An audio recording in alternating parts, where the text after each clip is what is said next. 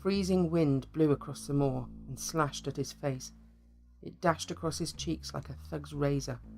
It felt cold, sharp, and penetrating. It was the kind of weather that chapped the skin, made it sting, and although austere, he stood and braved it, steely-eyed and focused. It was a lonely spot out here on the moors. It was remote. It was a place where he used to walk with his father as a child, and it still looked austere. There was a stone path that led up towards the rocky crags and woodland. It then meandered past the 19th century tower folly, a place called Ashton's Tower that looked like the turret of a castle, but had no historic significance. Like some grim Gothic structure, it stood imperious above the valley. In fact, it looked like a gigantic prop from a Hammer horror film. He'd recalled the pathway well. It was scenic. It gave random walkers some breathtaking vistas of the vast Lancashire countryside. But for him, it meant apprehension, isolation, of being made to feel helpless. It unlocked some terrifying memories, and he still hadn't been able to get over his past. It was a place that his father had always called sinisterly their secret place, and he suddenly felt vulnerable again. It was as if he'd been transported back to when he was a child. A sudden surge of fear rooted him to the spot, and he closed his eyes. Debilitated momentarily, he clenched his fists. Tears started to sting. His emotions faltered. But he dismissed the thought quickly. He had to. There were too many dark memories, too much bitterness, too much trauma in thinking about him. His childhood wasn't a good place to revisit, but now he was in control. He was commanding the situation. He was God. It had been a cold night, a bad night, not a night to venture into, but the urge to kill had been too great. He'd tried to fight it. He'd made himself dinner, played some music, had watched an unfunny sitcom on television, but it was no use. It was still there, still taunting him, making his life hell, so hellish that it forced him to get up from the sofa, grab a coat, and go hunting. That was how the process worked. He'd slipped into the homicidal cycle, and there was no getting out of it. It was inextricable. He'd left his apartment quietly. He used the stairs to go down to the underground car park. The lift would have been easier and probably quieter, but he wanted the exercise. He needed to feel the rush. The feeling had to be sated. Danny had been a slave to his urges for the last 12 years. He'd sought help, making discreet inquiries and trying to pass his problems off as being over-anxious and nervous, but it hadn't helped. No amount of private counselling ever worked, not as if he expected it to. There was no cure for his problems. Nothing could stop the urge to kill. No amount of therapy or wonder pill could. It was one of life's great impossibilities. The urge was there, and it was there for good. There was nothing he could do to stop it or subdue it. It was true, there were hiatuses. There were periods of occasional respite. But that's all they were, periods of breathing space. Then it would return like a whirlwind of vengeance, commanding him to kill. Go on, Danny. Hunt them down. Kill them. Kill them all. Danny Roberts was a serial killer. There was no treatment available to him apart from suicide, and he had considered that on numerous occasions. Medication could arrest and defer his mood swings, but not his need to kill. That was something that couldn't be cured. There was no medication to arrest his problems. Nothing could be done, and he was intelligent enough to realize it. Suicide had crossed his mind. There was always that if the police started to close in, and if that day ever came, Danny knew that it would never end in a courtroom. He was adamant about that. Men like Danny were seldom taken alive to face judicial consequences. But he had always transcended such feelings. Killing himself wasn't the answer.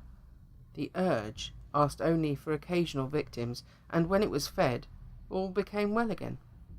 A process of inner equilibrium was re-established. His life ran as normal, and he lapsed comfortably back into his natural routine of work and leisure.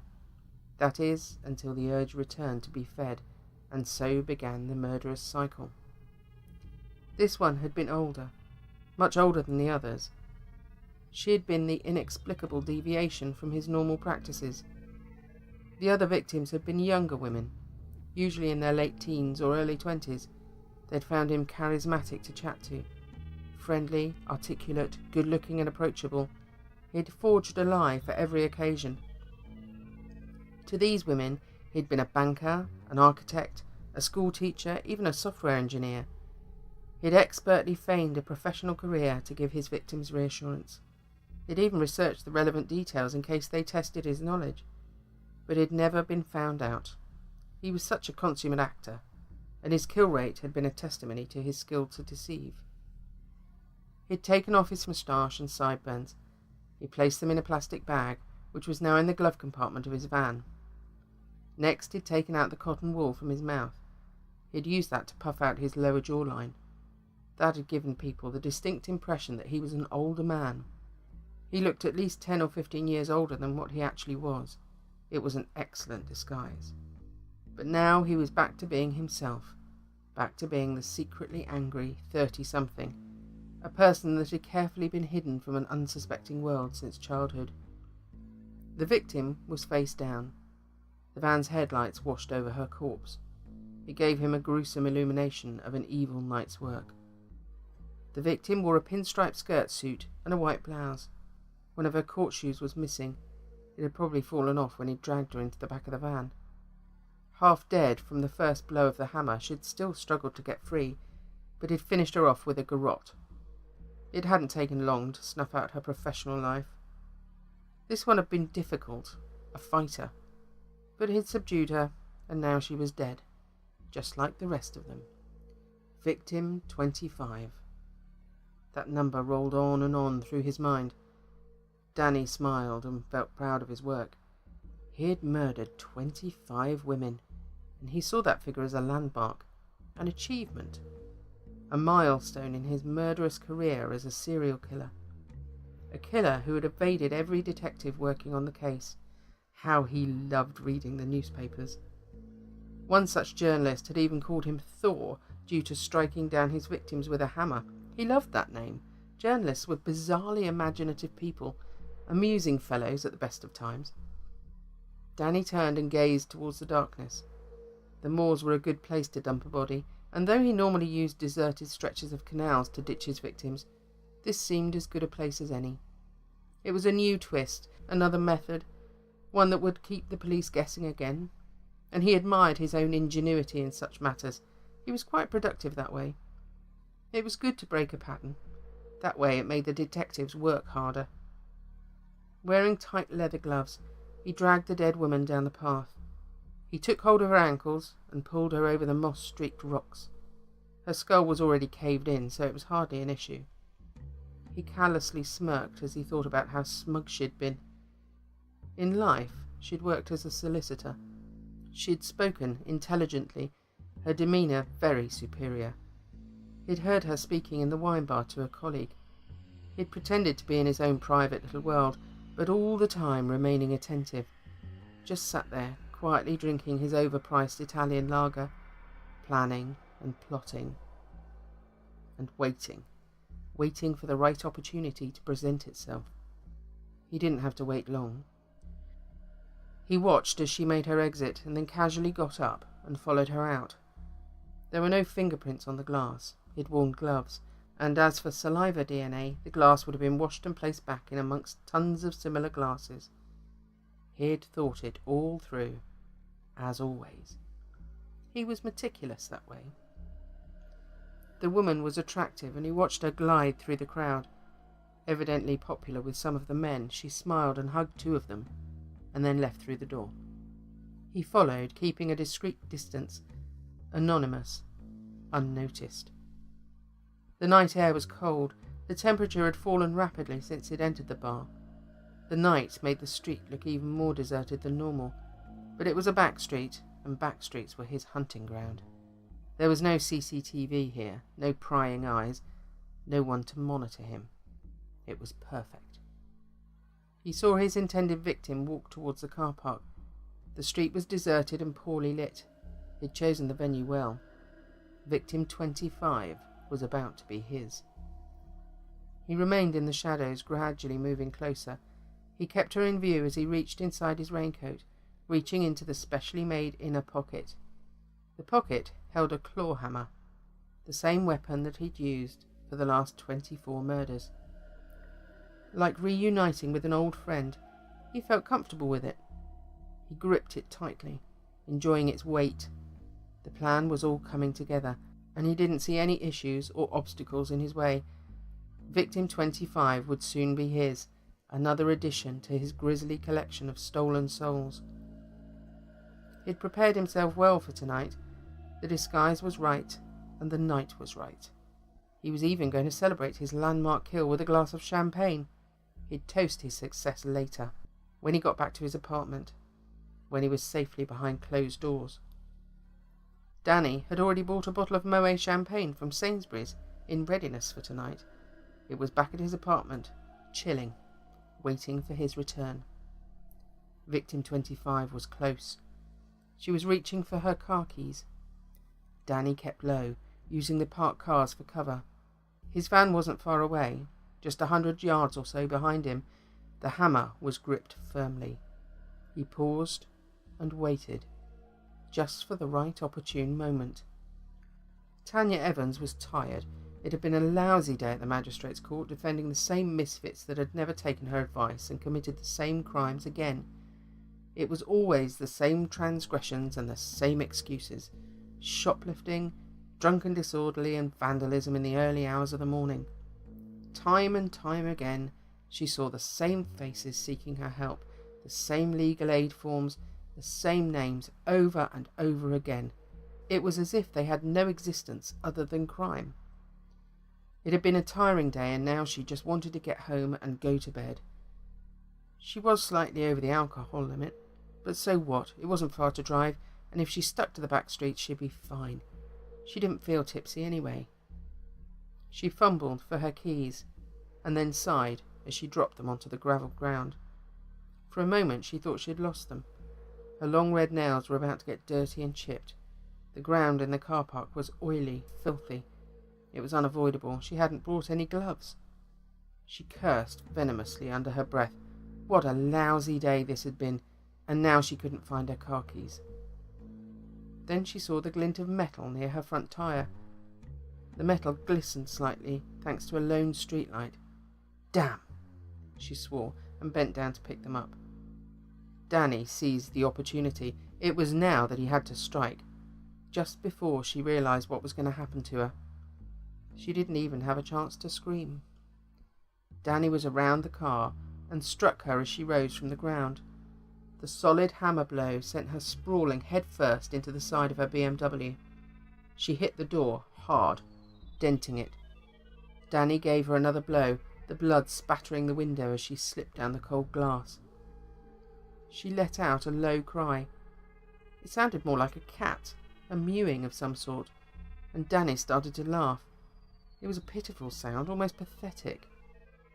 He dragged her across the ground, his arms under her armpits. He hefted her back to the van.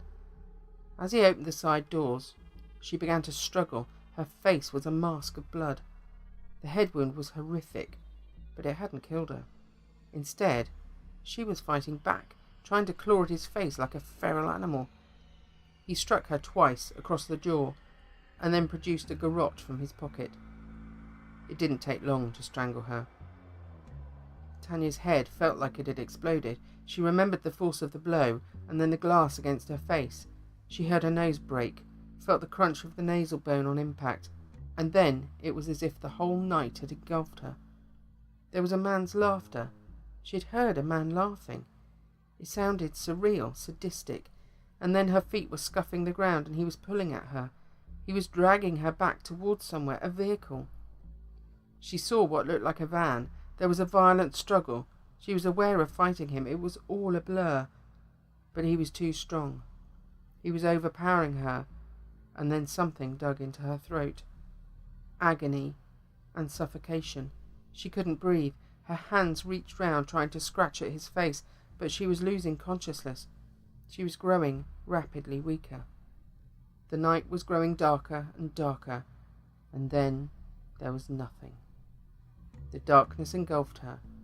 Everything was silent and black, and she was gone. Danny sighed and let the body roll from his grip. He smiled when she went limp and pushed her into the van. He bundled the dead solicitor roughly and without care or respect. It didn't matter, she was dead anyway. Just another kill. Another soul to sate his desire for killing, and wearily he closed the side door of the van and got into the driving seat. He drove aimlessly. He had initially planned to drive to a deserted run-down mill, which had a long-forgotten section of canal running by it.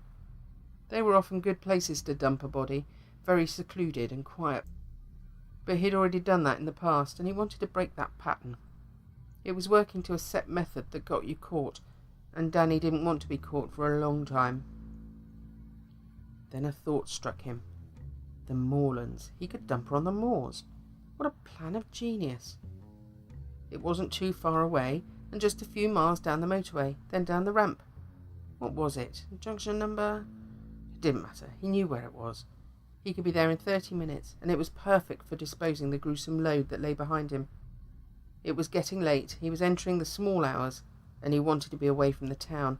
A lone van on the road at this time invited suspicion, and trying to innocently explain a murdered woman in the back of his van would be impossible. He made for the main route and took the turn-off for the motorway. He entered the middle lane and cruised at 60. The M62 was alive with cars and trucks. The temperature dropped as the motorway rose into the hill, so he turned the heater up. It was a cold night, and the TV weatherman said it was going to get colder. The windows started to mist, so he redirected the vents to clear it.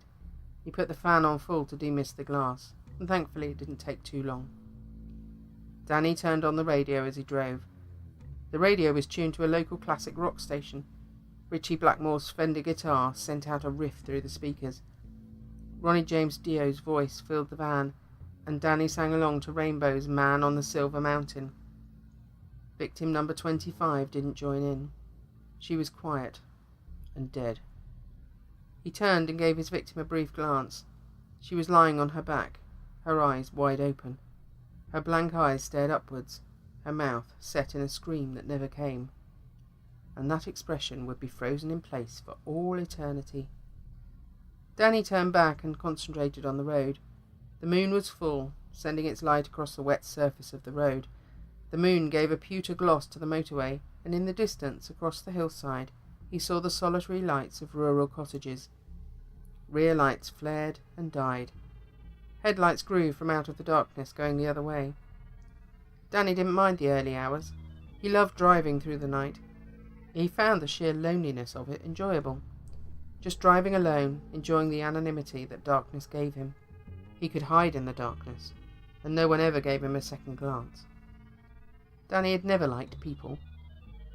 People to him had always been a letdown, the bringers of misery. They were unreliable and deceptive. Even from an early age he'd felt let down by them, apart from a student teacher who'd taken an interest in him. It took a moment for her name to come to him, but it did. Miss Hennigan. He drove on, a smile set on his face, thinking about the pretty young Irish teacher that had liked him. Where was she now? "Where did you get those bruises?" she'd question him. "Who did this? Was it your parents?"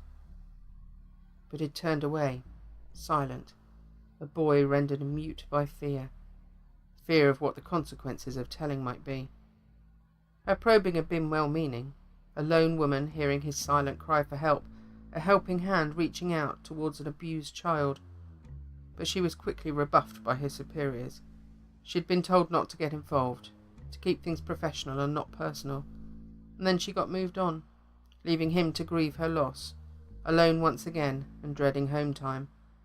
The bruises still kept coming, his beatings still occasional, but that was soon to change, and change it did. He'd been 10 at the time. He'd been alone and asleep. It was 3 o'clock in the morning when he'd woken to the sounds of a crashing door. The bang had come suddenly, making him flinch from his sleep. A wave of fear made him twist into a fetal position, bringing his knees up and closing his eyes. "Not now, please, not now," he whispered over and over to himself. "Please don't let him come into my bedroom." He braced himself for the sounds of heavy footsteps on the stairs, nearly wetting himself with fear. But he'd been spared. None came, not this time. This time he'd been lucky. His father seemed to be staggering about downstairs. He listened carefully, clutching the bedclothes close to his mouth. He heard the sound of a chair being knocked over, which was soon followed by the thud of an obese body hitting the ground. He'd collapsed. He'd passed out. That's what happened. The old bastard had gone too far with the booze and had fallen down. Daniel carefully eased himself out of bed. His heart was racing, but he had to check. Making no sound, he tiptoed across the threadbare rug, opening the bedroom door by inches to peer out. He saw nothing but darkness and felt the cold draught sting his eyes. Silence. Then he heard a sound. It was a rasping sound. A deep grating snore seemed to creep up the stairs towards him. It was thick and heavy, and it seemed to reverberate around the hall. The drunken old bastard was asleep. He could hear the sonorous rasping downstairs. His father had obviously overdone it tonight, and how he'd got home in such an inebriated state was beyond belief. But somehow he'd managed to navigate his way home through the poorly lit back streets. No doubt he would have fallen during such an endeavour, but unfortunately he'd made it home. Daniel crept downstairs. He gently closed the front door, then moved softly down the narrow hallway. He paused at the door of the living room. He peered into the darkness, and then saw the mass of a man's inert body. His father had collapsed, face downwards like a felled bear. His arms were splayed out, and a half-full bottle of brandy lay by his side. "You drunken old twat," swore Daniel under his breath. "You lousy old bastard." Suppressed hate bubbled to the surface, and he kicked out. The kick was pathetic and ineffectual. The big man didn't even feel the impact. Daniel stubbed his toe and let out a low cry, frustrated he was only a child and too weak to take on a bully. Daniel cursed venomously, and cursed his mother even more for walking out on him 2 years ago. She had left him for a new boyfriend, and they'd gone away to start a new life together. No doubt she would have started another family. She would have had more children, more dependents to care for, and he would have been forgotten. And he was resigned to the fact that he was forgotten. He had long accepted such realities. He no longer felt any more pain. In fact, he seldom thought about his mother at all. To love a fading memory was inconceivable to him, and like a waning image, he was gradually erasing her from his mind. He looked down at his drunken father. Tears of frustration and disappointment streaked his face. And then an idea came into his head. It was like a flash of murderous inspiration. As paradoxical as it seemed, he began to smile. An opportunity had presented itself. He bent down and rifled his unconscious father's pockets. He found money, cigarettes and matches. He placed them on the dusty coffee table, gazing at the neat pile of items. Next, he picked up the brandy. He unscrewed the cap and smelled the contents. The smell of alcohol was sharp and sickly. He kicked his father and swore, reliving all the beatings that he'd had. Painful memories tore at him. He doused the unconscious man in brandy and reached for the matches. He struck a match and marvelled at the flame as it flared. There was no time for weakness. This was a one-off opportunity. It was now or never, and he had chosen the moment. He dropped the match, and the brandy ignited immediately. Within 2 seconds, the man's clothes were ablaze. Danny stood back and began to laugh as the drunk screamed his lungs apart, his arms thrashing about. It didn't take long for the inferno to erupt. His whole body was soon engulfed in flame, and when the sofa caught fire, Danny dashed out into the unkempt garden. A rush of emancipation roared through him. Years of abject poverty and physical abuse was coming to an end. He wallowed in the feeling of revenge, and it tasted so good. The screams still burst from the house, but they were soon lost as the flames bellowed through the hallway. The young boy stood wide-eyed as fire spread through the small council house. The screams of his father's agony had now stopped, and as neighbours came rushing out into the street and the distant sound of a fire engine grew louder, Danny smiled inwardly, knowing he'd got the old bastard back for years of torture. Now it was all over and finished. It was a chapter thankfully closed, and as the police arrived, and the fire engine, a kindly young policewoman took him to one side and held him. She hugged him and spoke soothingly as he feigned upset. Fake tears dashed his tired eyes. He was now alone in a world that felt indifferent, but free of a bully, and he grinned at the luxury of that. For the next few years he was placed in a series of children's home and foster carers, but Danny had grown detached and enjoyed his own company, and with the aid of one wealthy foster parent, she paid for him to go to college to study photography. She had bought him an expensive camera and had given him everything, the best of everything. She was a wonderful woman, a widow that had never had any children of her own, and he had grown close to her. She had been the only person that had ever cared for him and given him real love, and when she died of cancer when he was 22, he took her death hard. She had left him £50,000 in her will, but her niece, Jennifer, a high-flying corporate solicitor, had challenged the contents of her aunt's last will and testament. She had been too much for him, much too erudite, and she had contested her aunt's wishes. The court had reduced his legacy by less than half. It had been humiliating and dreadful sitting there, being spoken down to, being reduced to a non-person that had no claim on anything, and he'd sat in silence, planning and biding his time. Patience had been learned, and he found solace in waiting. Jennifer had been too professional, too organised, and put her case forward impeccably.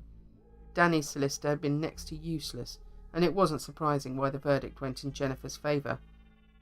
But he had remained calm and tolerant of the judicial proceedings. There had been no outburst.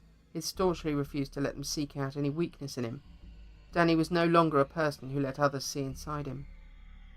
His legacy reduced by half, he had left the court and faded away. He had migrated from the town and relocated to Manchester, building up a successful career in commercial photography.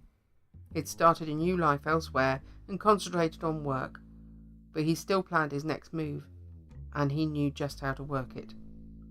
And he waited nearly 10 years to fix Jennifer, and he finally did. From then on, his victims were professional women, the beautiful and the arrogant, the well-heeled, the ones that always lived as if they had a right of entitlement to everything. He loved to stalk and hunt them. Their pleas for mercy amused him. Jennifer became number 5 on the list, and it had been a pleasure to dispatch her in her firm's car park after working late. Her skull had caved in through 3 vicious blows of a claw hammer, and he'd left her lying there, dying, bleeding, the hard rain dashing the blood into murky, swirling rivulets. It hadn't taken long as he'd stood there in the shadows watching her die, watching her bleed out as the rain came down, and when she was gone, he'd drifted away, unseen, making for the canal. It was there that he vanished towards some derelict warehouses and caught the bus into the city. It was there that he picked up his car in the car park and was gone. It was a murder that went unsolved. The police had been told that she had made many enemies because of her work, but insignificant he had slipped through the net, and he was never traced, nor was he ever sought as a possible suspect. Years of practised insignificance had honed his ability to remain anonymous. Danny moved around a lot. He never stayed longer than 2 years in any one place. He liked drifting around the country, taking on contract jobs whenever his finances were low, and there was always work in photography. There was always a reasonable demand for it. He drove down a series of narrow lanes. He had left the motorway. A light fog had descended, and he saw this as an advantage. Yet again his luck had held up. It amazed him how easy murder was, and he fully intended to kill as long as he could. That was the promise he had made to himself, to make the bitches pay.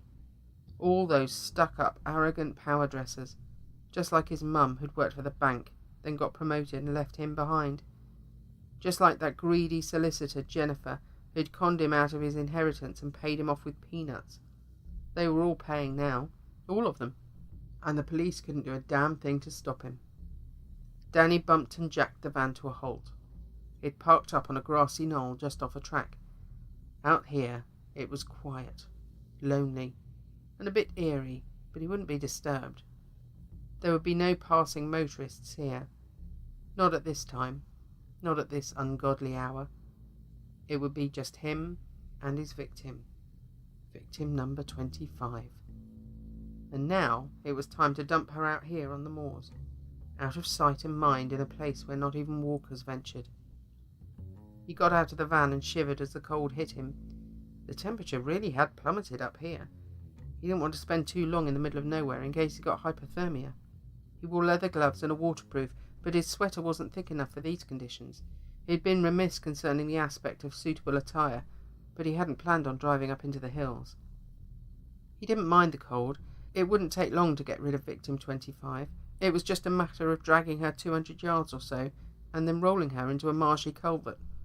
And there she would stay, for decades, slowly decomposing, lonely and undiscovered. She would probably be there long after he was dead and buried, and he congratulated himself on yet another successful killing, another soon-to-be unsolved murder.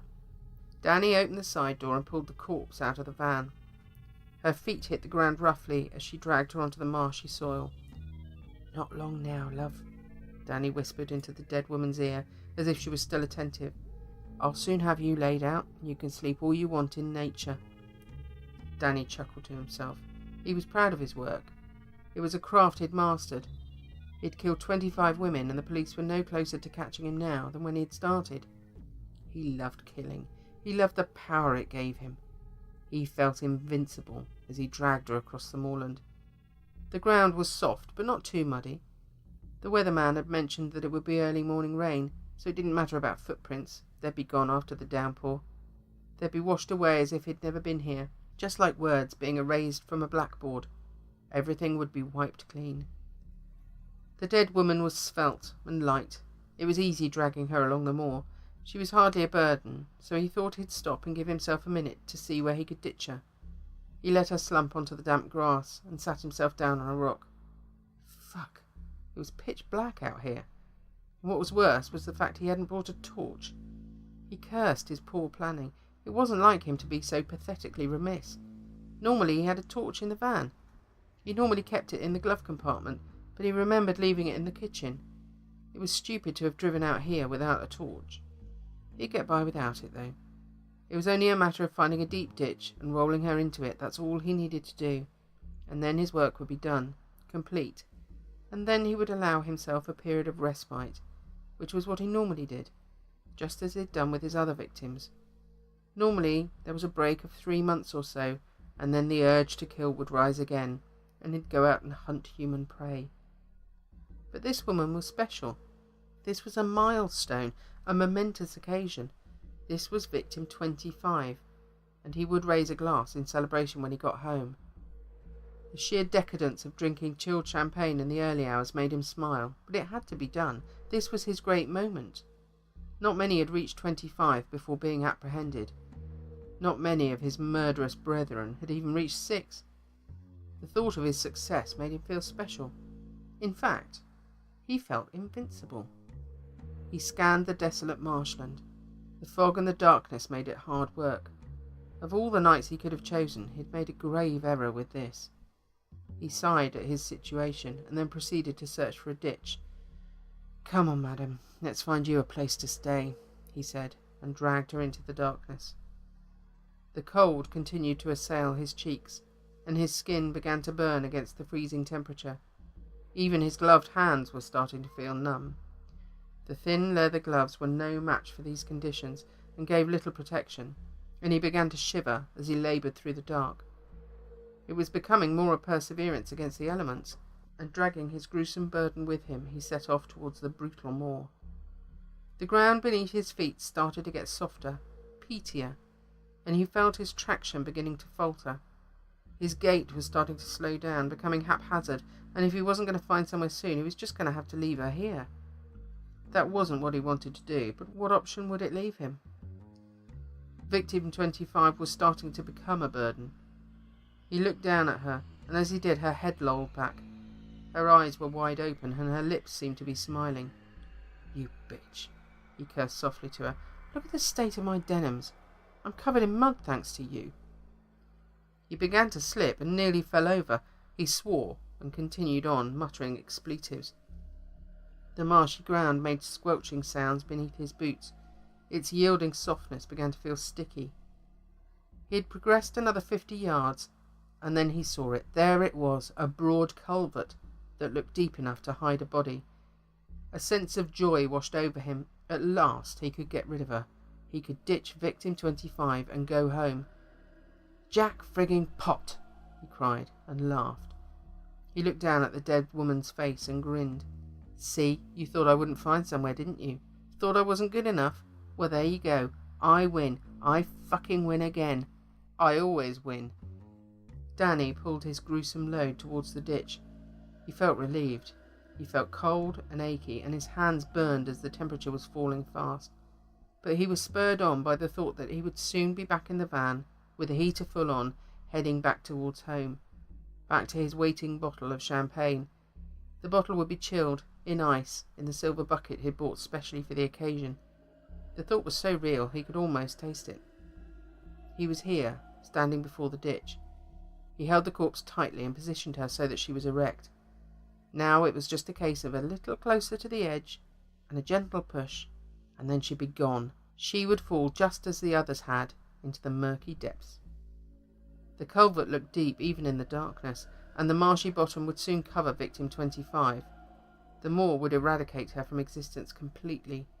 She'd be another missing person, an unsolved case. But he never contemplated such matters. Well, not to such depth. She had served a single purpose, and that was to satisfy his desire to kill. And now he was sated. He was fulfilled. "Well, darling," Danny whispered, "it's time to say goodbye. Adieu and farewell." He moved back in readiness to let her topple, when he suddenly lost his footing. The marsh edge gave way. It seemed to crumble beneath his feet, and he fell backwards awkwardly, the corpse with him. He let out a cry as he plummeted into the culvert, frantically trying to cling on to something. But it was no use. He'd hit the marsh with some force, and the weight of the corpse on top of him was pushing him down. The muddy water was ice cold. He felt his muscles cramp as he tried to push the dead woman away from above him, but he couldn't. He was wedged in a narrow trench that was starting to become more and more claustrophobic. Above him, the ditch had appeared broad, but it tapered, and now he was caught in a sort of quagmire. He struggled, fighting for breath, as he was sucked into the wet earth. "No!" he cried out. "No!" But he couldn't move. The mud was dragging him down, deeper and deeper. It was as if the moor was leeching at him, pulling at his body. The dark goo was soon up to his jaw, his breath becoming laboured and ragged as he fought to live. He coughed and gasped as the filth entered his mouth, seeping over his teeth and tongue, suffocating him. He tried to scream, but it was no use. The dead woman was tangled round him, her arms and legs restricting him.